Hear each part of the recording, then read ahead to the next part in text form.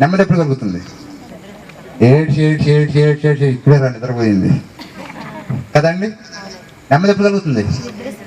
నిద్రపోతున్నప్పుడు అండి. ఎంత బాధ అయినా మళ్ళీ లేవగానే మన బాధే. కళ్ళు తెరిచామా బాధే. ఆయన నిద్రపోతే ఏముంటుంది? ఇప్పుడు చెప్పండి, లాజర్ గారు ఏం చేస్తున్నాడు? చెప్పండి, ఏం చేస్తున్నాడు? లాజర్ గారి శరీరం నిద్రపోతుందా, ఆత్మ నిద్రపోతుందా? చెప్పండి, ఏం నిద్రపోతుంది? ఆత్మ నిద్రపోతుంది. శరీరం ఏమైపోయింది? చెప్పండి, శరీరం ఏమైపోయింది? అక్కడ మట్టిలో కలిసిపోయింది, అది నాశనం అయిపోయింది, అది మృతం అయిపోయింది. అపోస్తలుడైన పౌలు గారు అంటున్నాడు, నిద్రించుతున్న నీవు మేల్కోవాలి, మృతులలో నుండి లేవాలి. తప్పుడు మేము పడతామండి.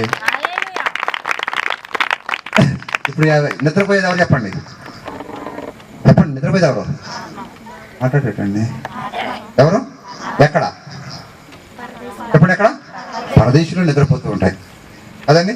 అవేం చేయాలట? దేని నుంచి లేవాలి? ఎందుకు లేవాలి? ఎందుకు లేవాలి? ఒక సత్యాన్ని మీకు తెలియజేస్తూ ఉన్నాను. ఆత్మలు పరలోక రాజ్యంలో ఉండవు. పరలోక రాజ్యానికి, దేవుని రాజ్యానికి వెళ్ళ తీరాలంటే శరీరము ఉండాలి, ఆత్మ ఉండాలి, ప్రాణం కూడా ఉండాలి. ఈ మూడు ఉంటేనే పరలోక రాజ్యానికి వెళ్తామండి. ఇది వీలవుతుందా? చెప్పండి, వీలవుతుందా? మీకు అర్థమైందండి నా మాటలు? అర్థం కలదా? ఏం ఉండాలి? శరీరము, ఆత్మ, చెప్పండి. ఈ మూడు ఉండాల్సిందే. ఈ మూడు ఉంటేనే దేవుని రాజ్యానికి వారసుడు నరుడు. ఎందుకంటే దేవుడు చేసినప్పుడు ఎలా చేశాడంటే శరీరం ఉండగా చేశాడు, శరీరంలో ఆత్మను ఉంచాడు, ఆత్మలో జీవాన్ని ఉంచాడు. ఈ మూడు ఉన్నటువంటి ఆదామే మహిమా ప్రభావం కలిగిన వాడే దేవుని రాజ్యంలో ఉన్నాడు. అలాంటి వాడే మళ్ళా దేవుని రాజ్యానికి వారసుడు. కానీ నేను రానులే, నేను శరీరం అక్కడ వదిలిపెట్టేసేసాను, ఒట్టి ఆత్మనే వచ్చాను అని అంటే పరలోక రాజ్యంలో ప్రవేశించడానికి వీల్లేదు. పరలోక రాజ్యంలో ప్రవేశించాలి అంటే ఏం కావాలి? చెప్పండి, ఏం కావాలి? శరీరం కావాలి, ఆత్మ కావాలి. ఇప్పుడు చెప్పండి, ఇప్పుడు శరీరంతో పరలోక రాజ్యానికి వెళ్ళటం వీలైద్దా? యేసుక్రీస్తు ప్రభువుల వారికి ముందుగా మృతులలో నుంచి లేచిన వారు ఎవరైనా ఉన్నారా? చచ్చిపోయి బతికిన వాళ్ళు ఎవరైనా ఉన్నారు? చెప్పండి. లాజర్ గారు ఏడు ఎక్కడున్నాడు? లాజర్ ఉన్నారండి. లాజర్ గారు బతికాడండి అని ఏడే లాజర్ గారు చచ్చిపోయాడా? చచ్చిపోయాడు. మృతులలో నుండి లేచిన వారు చెప్పండి ఎవరన్నా?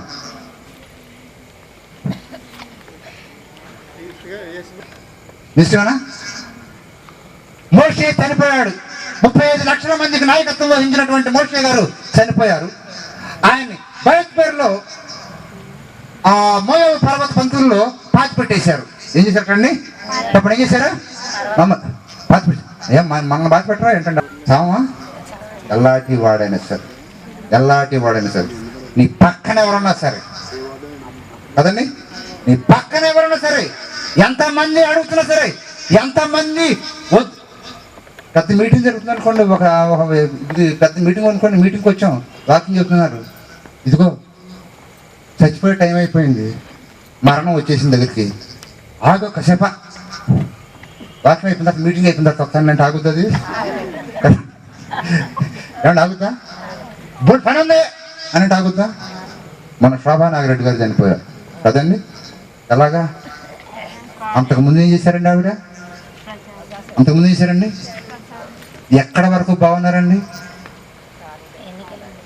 ఇంచుమించుగా ఆ కారుకు బ్రేకు పడి లేచేంత వరకు బాగానే ఉన్నట్టున్నారు కదండి. తర్వాత ఏంటో, ఏ నాటికైనా ఈ కాయము మాయమగుటే కాయము, ఏ నాటికైనా ఈ కాయము మాయమగుటే కాయము, పరదేశీయో పరదేశీ పరదేశీయో పరదేశీ,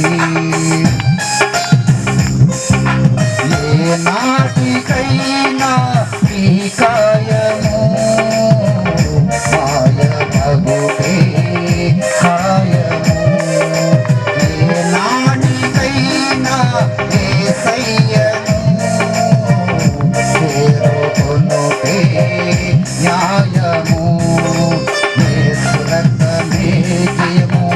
శిలువ రక్తమే జయము, యేసు రక్తమే జయము, శిలువ రక్తమే జయము.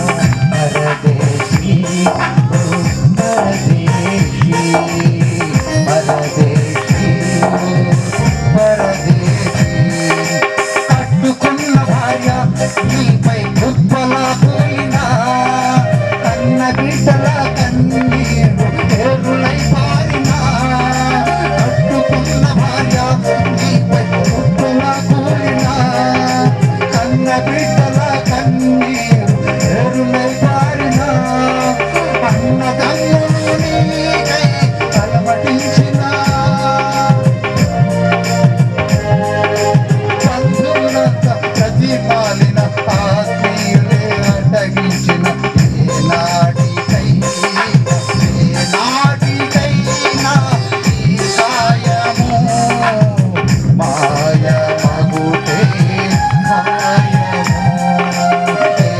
ఏనాటికైనా యేసయ్యను చేరుకొనుటే గాయము. యేసు రక్తమే జయము, శిలువ రక్తమే జయము, యేసు రక్తమే జయము, శిలువ రక్తమే. ఎలాంటి వాడైనా సరే, ఎంత గొప్పవాడైనా సరే, ఎంత ధనం ఉన్నా సరే, ఎంత హంగు ఉన్నా సరే, ఎంత ఆర్భాటం ఉన్నా సరే, ఏదో ఒక్క రోజున తప్పకుండా నీ ప్రాణం నిన్ను విడిచి వెళ్ళక తప్పదు. మోషే గారు చనిపోయారు. మోషే గారిని పాతి పెట్టేశారు అక్కడ. మోషే గారిని చెప్పండి, మోషే గారిని పాతి పెట్టేశారు. మోషే గారి శరీరము ఎక్కడ ఉన్నదో ఇప్పటి వరకు తెలియదని పరిశుద్ధ గ్రంథంలో వ్రాయబడి ఉంది. దేవునికి మహిమ కలుగును గాక. ఏమైపోయింది? ఏమైపోయిందండి? మోషే గారి శరీరం పాతి పెట్టారటండి. మోయాబులో పాతి పెట్టారు, నెబో పర్వత పంక్తుల్లో పాతి పెట్టారు. ఇప్పటి వరకు ఎక్కడుందో కూడా ఏమైంది?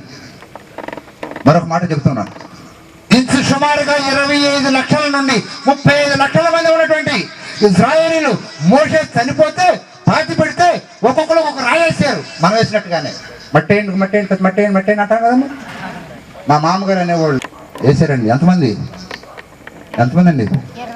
సుమారుగా వాళ్ళందరూ వేసినటువంటి రాళ్ళు మోయాబు పర్వత పంక్తులు అయ్యాయని రాశారు. చప్పలు పడితే మేము పెడతామండి. అని కొంతమంది ఏమన్నా తెలుసండి, ఆ పర్వత పంక్తులు ఎక్కడ ఉందో ఎవరు చూస్తారంట, అందుకని కనపడలేదేమో అని అన్నారు. కానీ యోధా పత్రిక 9వ మాట చూద్దాం తొందరగా త్వరగా. యోధా పత్రిక ప్రకటన గ్రంథానికి ముందు ఉంటుందండి. అది ఎప్పుడు చదివితే కదా, అందుకని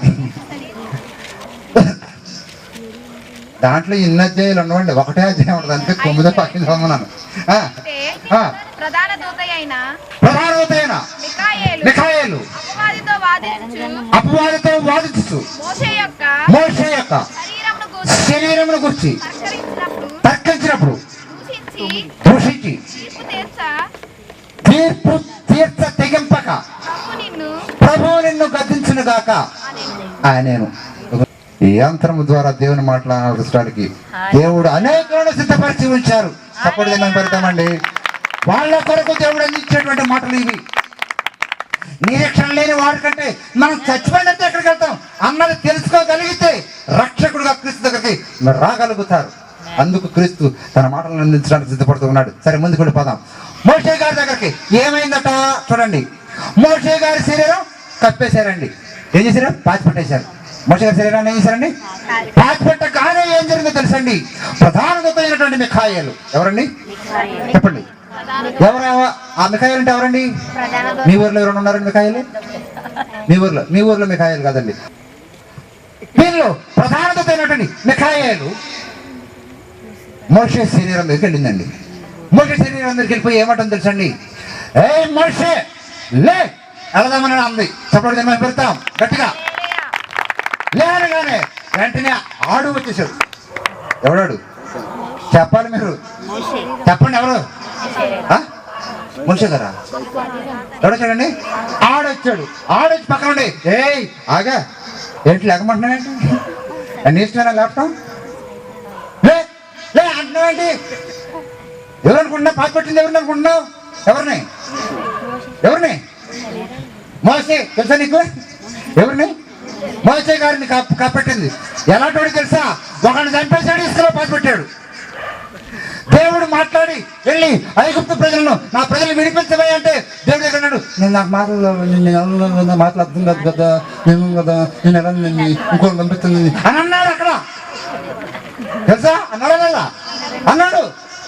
ఒకరిని చంపేసి ఇసుకలో పాతేసిన వాడిని, దేవుడి దగ్గర బతిమాడినోడిని నువ్వేమంటున్నా? ఎప్పుడేమన్నా వెళ్దా ఉంటావా? కుదరదు, పుడుకా అంటాడు. ఏమన్నాడండి? అప్పుడు ప్రధానత అయినటువంటి మిఖాయిలు ఏమంటుంది తెలుసా అండి?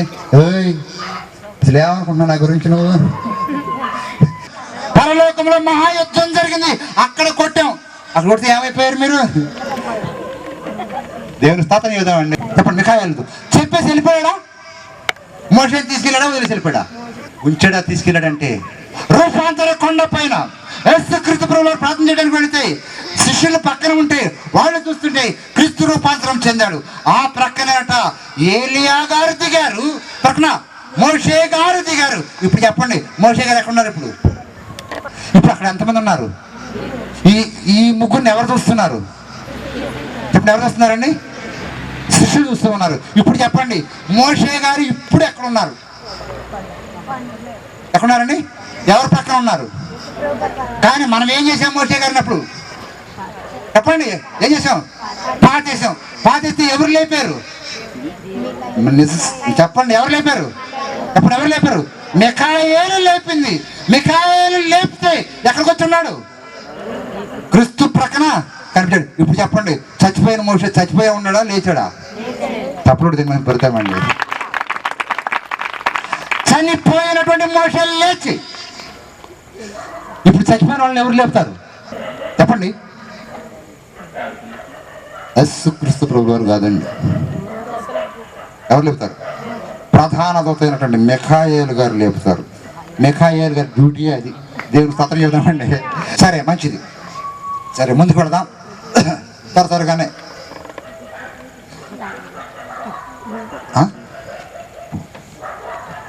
మిఖాయేలు గారు లేపాలి, మృతులలో నుండి లేవాలి కదండి. నిద్రించుతున్న నీవు మేల్కొని ఎక్కడి నుంచి రావాలి? చెప్పాలి మీరు. నేను ఎక్కడికి వాక్యం దాటి ఎక్కడికి పోలేదండి, ఆ వాక్యమే పట్టుకున్నాను, ఆ వాక్యం దగ్గరే ఉన్నాను. నిద్రించుతున్న నీవు మేల్కొని దేంట్లో నుంచి? మృతులలో నుండి లేవాలి. నిద్రపోతున్నటువంటి నీవేమో పరలోకంలో ఉన్నా, పరదేశంలో ఉన్నావు, నిద్రపోతున్నావు. మృతి చెందిన శరీరం అక్కడ ఉంది. ఈ మధ్యలో మీకు ఈ మిఖాయేలు గురించి కూడా చెప్పొచ్చాను. కారణం ఏంటంటే దానికి దీనికి సంబంధం ఉంది కనుక మనం అంటించుకుందాం. ఏం జరుగుతుందో చూద్దాం. ఇప్పుడు చదవబడేటువంటి లేఖన భాగాన్ని మనం చూద్దాం. సహోదరులారా, నిరీక్షణ లేని ఇతరుల వలె మీరు దుఃఖపడకుండా నిమిత్తము, చెప్పండి, నిద్రించుతున్న వారి గురించి నీకు తెలియకుండా మాకు ఇష్టము లేదు. ఇప్పుడు చెప్పండి, నిద్రపోతున్న వారు ఎవరు? నిద్రపోతున్న వారు ఎవరు? ఎవరండి నిద్రపోయేది? ఎవరండి? ఆత్మలో నిద్రపోతూ ఉంటాయి. ఎవరైనా నిద్రపోయేది? ఆత్మ నిద్రపోతూ ఉంటాయి. నిద్రించుతున్న వారి గురించి నీకు తెలియకుండా మాకు ఇష్టం లేదు. యేసు మృతి పొంది తిరిగి లేచిన ఆడను నమ్మిన ఎడల యేసు ఏం పొందారట? చెప్పండి, యేసు ఏం పొందారు? యేసు నిద్రపోలేదు సుమా. పరదేశంలోకి వెళ్ళి ఆయన నిద్రపోలేదు. దొంగతో కూడా ఒకే మాట అంటున్నారు, నేడు నీవు నాతో కూడా ఈ రోజు ఉంటావు, నేను మాత్రం అక్కడ ఉన్నాను, నేను మళ్ళీ వచ్చేస్తా. తప్పుడు దీన్ని మేము పెడతామండి. నేను నిద్రపోయేవాడిని కాదు, నిద్రపోవడానికి నేను రాలేదు. మీలో ఉన్నటువంటి జీవము నాది కనుక మీలో జీవము నాలో కలుస్తుంది. మరొకటి గమనించండి, యేసుక్రీస్తు ప్రభువు వారు శిలువ వేసినప్పుడు యేసుక్రీస్తు ప్రభువు వారిలో నుండి ప్రాణము ఆయన చేత విడువబడి సమాధిలో ఉన్నటువంటి క్రీస్తులోనికి చేరుకుంది. చప్పట్లు కూడా తినబడి గట్టిగానండి. మీకు అర్థమైందా? మీకు అర్థం కావట్లేదు నా మాటలోని.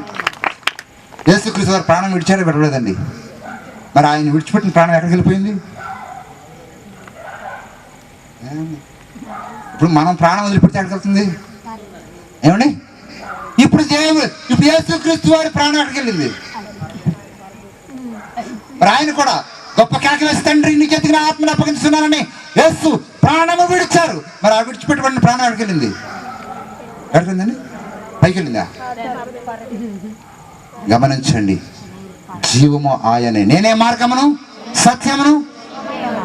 క్రీస్తు శరీరము మృతి పొందాలి కనుక, నాశనం అవ్వాలి కనుక, ఇది పనికిరాదు కనుక, మట్టి శరీరము కనుక, ఈ మట్టి శరీరంలోంచి బయటికి వెళితే గాని ఇది నాశనం అవ్వదు కనుక టెంపరీగా యేసుక్రీస్తు ప్రభువారు ప్రాణం కాసేపు బయట వదిలిపెట్టాడండి. చప్పటి మేము పెడతామండి.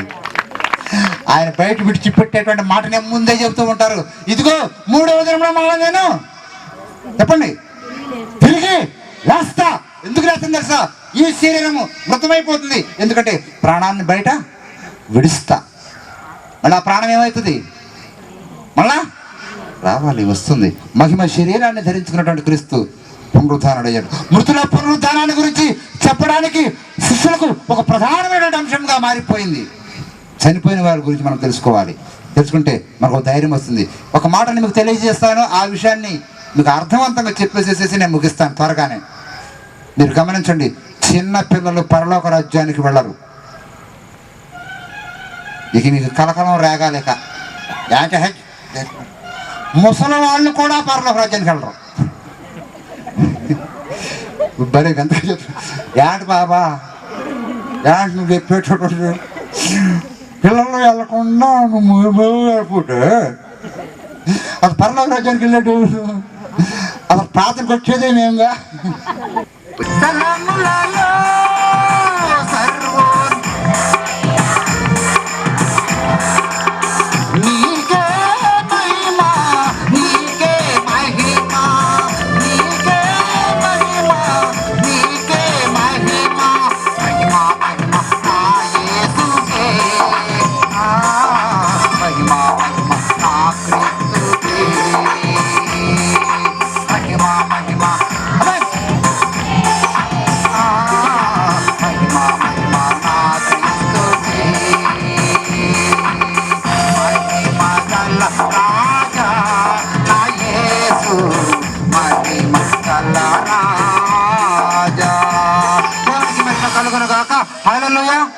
ఎలా లేస్తాయి?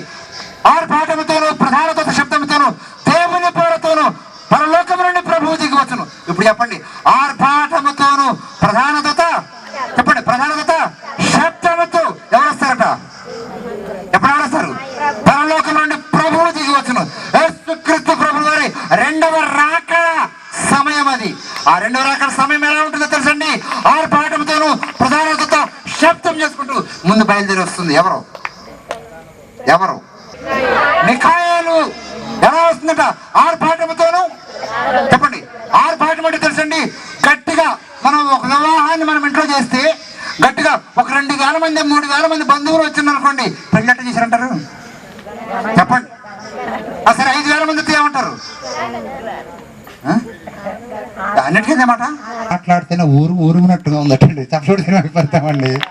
చిన్నగా మాట్లాడితే ఎలా ఉందట? ఊరినట్లుగా ఉంది చిన్నగా మాట్లాడితే. మరి ఆయన బోర్ ఎట్లా ఉంటది? ఆయన బోరతో పరలోకం నుంచి ఎవరు వస్తారు? ముందు దిగి వస్తుందండి. వస్తూ ఏమంటుంది తెలుసా? నిద్రపోతున్నటువంటి ఆత్మలారా లేండి అని వారందరినీ లేపుతుంది. క్రీస్తుని నమ్మినటువంటి ఆత్మలు, పరదేశంలో నిద్రపోతున్నటువంటి ఆత్మలు ఎవరి శబ్దానికి లెగవాలి? చెప్పండి, ఎవరి శబ్దానికి లెగవాలి? శబ్దానికి లేచి తీరాల్సిందే. నిద్రించుతున్న నీవు మేల్కొంటావు. అప్పుడు ఎవరు లేపుతారు మిమ్మల్ని? చెప్పండి, ఎవరు లేపుతారు? ఆర్భాటంతో వస్తుంది. ఆత్మలను నిద్రించిన ఆత్మలు లేస్తాయి. లేచిన తర్వాత అయ్యా మనకులాగా అడుగుతూ ఉంటాయి, ఏంటి లేపావా? ఏంటి లేపా అని. ఏడు కూర్చున్నావేంటి? కుదరదు. నేను ఎక్కడికి వెళ్ళాలి? దేవుని రాజ్యములకు వెళ్ళాలంటే ఏమవాలి తెలుసా? మేల్కొని ఎక్కడ లెగవాలి? రా అని తీసుకుని వస్తాయి. ఎక్కడ ఎవరెవరిని పాతిపెట్టారు ఆ లిస్ట్ అంతా ఎవరి దగ్గర ఉంటుంది చెప్పండి? చెప్పలు కూడా తినే పెడతామండి. దాని దగ్గర ఉంటుందండి లిస్టు, పెద్ద లిస్టు ఉంటుందండి. వచ్చేసి సుబ్బారావు ఇట్లా లేచావుగా, మేల్కొన్నావు ఇట్లా, అదుకో నీ సమాధి అక్కడ ఉంది. దానికందే ఆ వెంకటేశ్వరరావు గారిది, దానికందే, దాని మీద ఎన్నైనా సరే ఎక్కడెక్కడుందో మీకు మాత్రం గుర్తులేదేమో. ఏమండి, మన తాతల ముత్తాతలు ఎవరిదన్నా ఎక్కడన్నా శ్మశానంలో సమాధి చేసామనుకోండి, ఓ 4-5 ఏళ్ళు 6 ఏళ్ళు 7 ఏళ్ళు పోయిన తర్వాత మనకు గుర్తుంటుందా? మనమే పాతి పెట్టింది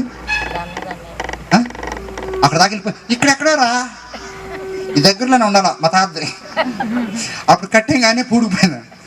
ఎక్కడ పూడుకుపోయినా సరే ఎవరికి దగ్గర ఉంటుంది లిస్టు ఉంటుంది, రా వెళ్ళదు కాదు అక్కడని కొంతమంది లెక్క ఉంది. ఏమండి మరి పాతి పెట్టిన వాళ్ళ సంగతి ఏంటండి? ఈ దగ్గరికి ప్రశ్నలండి. పాతి పెట్టిన వాళ్ళ సంగతి ఏంటండి? తీసుకెళ్ళి ఎక్కడ కలుపుతాం చెప్పాలి మీరు, చెప్పండి. ఎక్కడ కలుపుతాం? ఎక్కడో చోట కలుపుతాం కదండి. ఇవన్నీ ఎక్కడికి వెళ్తాయి? ఇవన్నీ ఎక్కడికి వెళ్తాయి? ఒక సముద్రంలో కలుస్తాయి. ఆ సముద్రంలో కలిసిన చోట నీ స్థలము ఏర్పాటు చేయబడి ఉంటుంది. చెప్పబడితే మేము పెరుగుతాం, అక్కడ ఏర్పాటు చేయబడి ఉంటుంది. ఏమంటే మమ్మల్ని పాత వేయలేదండి. నీ ఎముకలు ఏమైపోయాయి? ఏం చేస్తున్నారు ఎముకల్ని? అవి ఒక చోట నీకు అక్కడ నిర్దేశించబడుతుంది నీ స్థలం ఏంటో. అక్కడికి వెళ్ళిపోయి వెళ్ళమనగానే ఈ ఆత్మలన్నీ కూడా అక్కడికి వస్తాయండి. ఎక్కడికి వస్తాయి చెప్పండి? ఎక్కడికి వస్తాయి? ఎక్కడికి వస్తాయండి? సమాధుల దగ్గర వస్తాయి. ఎక్కడికి వస్తాయండి? సమాధుల దగ్గరకు ఎప్పుడైతే వచ్చాయో సమాధులు బద్దలైపోతాయి. సమాధులలో నుండి ఎముకల పొడి మొత్తము కలిసి ఎముకల గూడు పైకి లేస్తుంది. తప్పుడు పెడతాం, ఎముకల గూడు లేస్తుందండి. ఆ ఎముకలు ఎండిపోయిన ఎముకలు భూపరలలో ఏ మూలకు వెళ్ళిపోయినా సరే అన్ని కలిసి ఎవరికి ఎముకలలో గూడు వాళ్లకు ఆ సమాధిలో నుంచి లేస్తుంది. ఆ సమాధిలోకి వెళ్ళి ఈ ఆత్మ లేచి నుంచి ఉంటుంది. దేవుని స్తోత్రం చెబుదామా? ఇప్పుడు చెప్పండి, దేంట్లోకి వెళ్ళుకుంటుందండి? ఎముకల గూడలోనికి. అదే యెహెజ్కేలు భక్తుడు ఆ మాటను తెలియజేస్తూ ఉంటాడు. ఎండిపోయిన ఎముకల్లారా నిద్రించుచున్న సోదరులారా, ఎండిపోయిన ఎముకల్లారా నిద్రించుచున్న సోదరులారా, యేసయ్య మాటను వినండి, నిర్జీవ క్రియలను విడవండి. యేసయ్య మాటను వినండి, నిర్జీవ క్రియలను